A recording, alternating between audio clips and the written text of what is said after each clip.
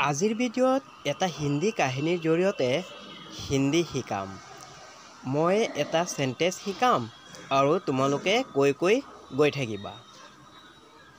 এই কাহিনীটো মই সৰু থাকোঁতে LP স্কুলত পাইছিলোঁ। আজি তাকে তোমালোকক শিকাম। তোমালোকে বহুতে মোক কমেণ্ট কৰি কৈছা যে হিন্দী ক'বলৈ নোৱাৰা কিন্তু লিখিব পাৰা। সেইবাবে তোমালোকৰ ৰিকুৱেষ্টত মই আজি হিন্দীত এটা কাহিনী দি আছোঁ। ইয়াৰ পৰা নিশ্চয় অলপ হ'লেও তোমালোকে হিন্দী শিকিব পাৰিবা। এতিয়া আৰম্ভ কৰোঁ আহা। পুৰণি কালত আমাৰ দেশত বিক্ৰমাদিত্য নামেৰে এজন ৰজা আছিল। এই কথাটো মই হিন্দীত ক'ম, তোমালোকে লগে লগে কৈ গৈ থাকিবা। पुराने दिनों में हमारे देश में विक्रमादित्य नाम से एक राजा था। তাৰ পাছত আকৌ তাৰ আগৰ কাহিনীটো কৈ আছোঁ। পাছৰ কাহিনীটো তেওঁ সুখ দুখৰ কথা নিজে জানিবলৈ वो सुख दुख के बातों को पता करने के लिए बात जानने के लिए হ'ব এনেতে কেতিয়াবা ঘূৰি ফুৰিছিল। তাকে হিন্দীত কেনেদৰে কোৱা হয় চোৱা। ऐसे ही कभी कभी घूमते रहते थे। বুজি পাইছানে? তোমালোকে লগে লগে কৈ যাবা। এদিনৰ কথা, এদিন এনেকৈ এই কথাষাৰক হিন্দীত কোৱা হ'ব एक दिन की बात है। एक दिन ऐसे ही তাৰ পাছত আকৌ দিছোঁ চোৱা। ঘূৰি ফুৰোতে এদিন ৰজাই মানুহ এজনৰ घूमते घूमते एक दिन राजा एक आदमी के ঘৰত গৈ পালেগৈ। তাত এটা ভাটৌ চৰাই আছিল। হিন্দীতে घर में जाके पहुँचा। वहाँ एक तोता पक्षी था। ৰজাক দেখি ভাটৌটোৱে ৰবি ৰবি ধৰ ধৰ মাৰ মাৰ কৈ চিঞৰি উঠিল। তাক হিন্দীত কোৱা হ'ব এনেদৰে চোৱা। राजा को देखकर तोता ने रोक रोक पकड़ो पकड़ो मार मार बोल के चिल्ला के उठा है। বুজি পালানে? তোমালোকে মোৰ লগে লগে কৈ যাবা। তাৰ পাছত আকৌ দিছোঁ আকৌ আন এদিনৰ কথা। फिर दूसरे एक दिन की बात है। তাৰ পাছত আকৌ দিছোঁ আকৌ এদিন ৰজাই আন এজন মানুহৰ তাৰ পাছত ইয়াকে হিন্দীত দিলোঁ फिर एक दिन दूसरे एक आदमी की घर पे। তাৰ পাছত আকৌ অসমীয়াত দি আছোঁ আন এটা ভাটৌ চৰাই দেখা পালে। ইয়াকে আকৌ হিন্দীত দিছোঁ दूसरा एक तोता पक्षी देख पाए हैं। তাৰ পাছত আকৌ অসমীয়াত দিছোঁ।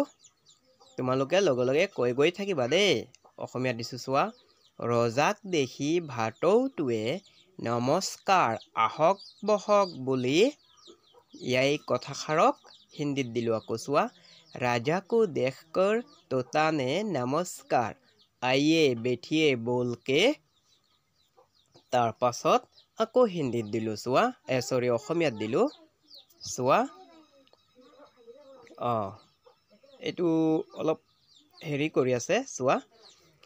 মাতিবলৈ ধৰিলে তাকে দেখি ৰজা এই কথাষাৰক হিন্দীত দিলোঁ আকৌ চোৱা। बोलने लगे हैं इससे देख के राजा মানে কথাষাৰ কাহিনীটো অলপ এনেদৰে আকৌ দিছোঁ চোৱা। আচৰিত হ'ল দুয়োটা একে ভাটৌ চৰাই। এই কথাষাৰক হিন্দীত আকৌ দিছোঁ राजा को आश्चर्य हुआ दोनों ही तोता पक्षी হে। বুজি পালানে? কিবা বুজি পাই আছা নেকি? মই ভিডিঅ'ৰ শেষত তোমালোকক গোটেই কাহিনীটো একেলগে বুজাই দিম। এটাৰ মুখত ৰবি ৰবি ধৰ ধৰ মাৰ মাৰ মাত। বুজি পাইছানে কাহিনীটো? ইয়াকে হিন্দীত দি আছোঁ চোৱা।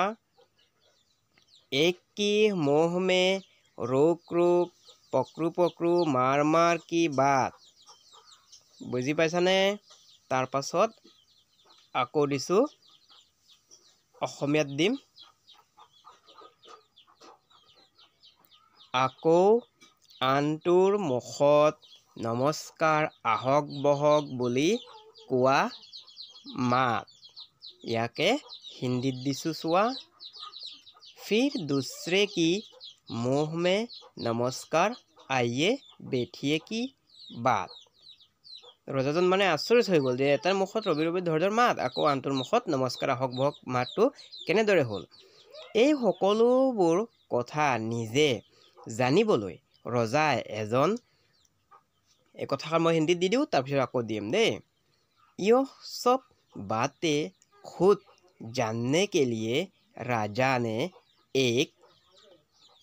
বুজি পাই আছাতো? যদি বুজি নোপোৱা বা কিবা সুধিব লগা আছে মোক কমেণ্ট কৰি সুধিবা। এজন সাধু লোকক লগ পাই সুধিলে, মানে গোটেই কথাখিনি এজন সাধু লোকক লগ পাই সুধিলে। এই কথাষাৰক হিন্দীত মই দিছোঁ এক সাধু কো মিলকে পুছা থা। বুজি পাই আছানে? তাৰপিছত আগলৈ দি আছোঁ চোৱা।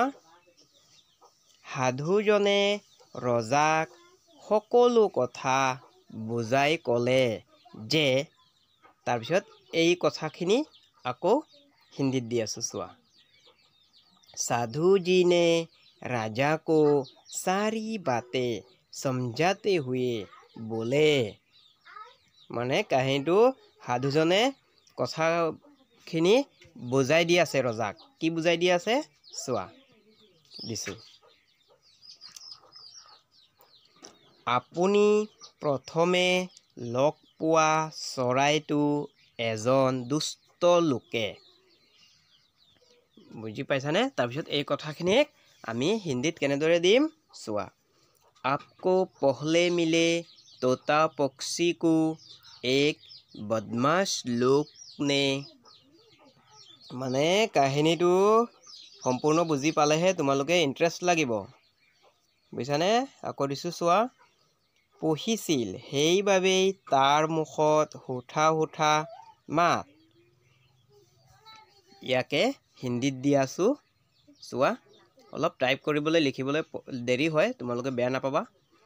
পালে থে इसलिए ही उसके मुँह पे खराब खराब बात है।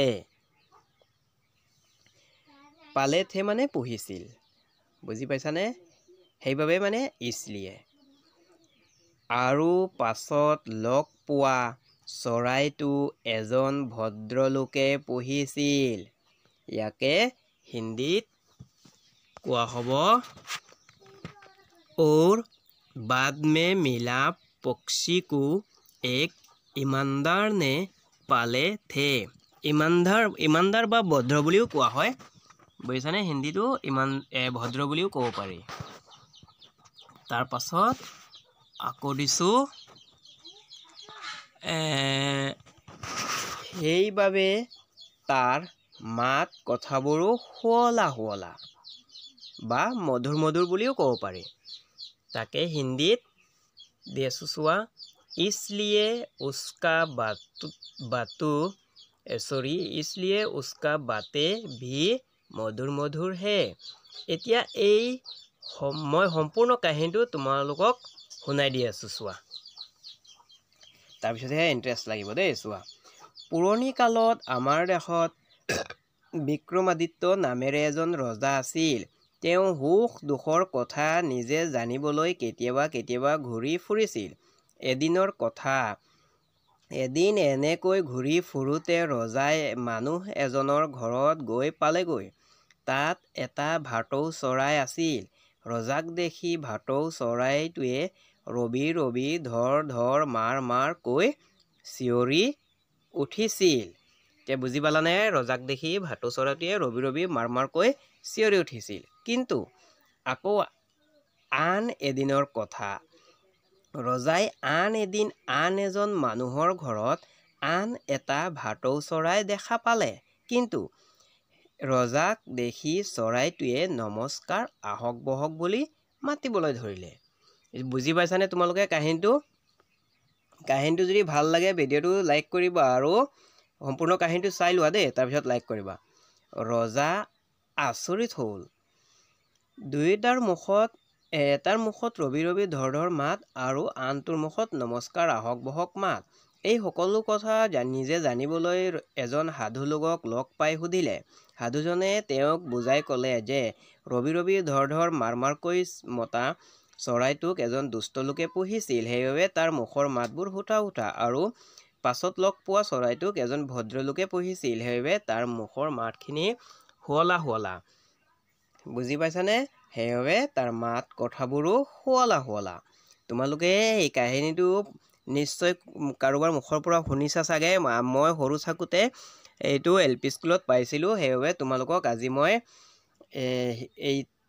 কি কৰিলোঁ, এই কাহিনীটোৰ পৰা তোমালোকে কি শিকিলা মোক কমেণ্ট কৰি জনাবা, আৰু ভিডিঅ' চাই যদি ভাল লাগে লাইক কৰিবা আৰু কমেণ্ট কৰি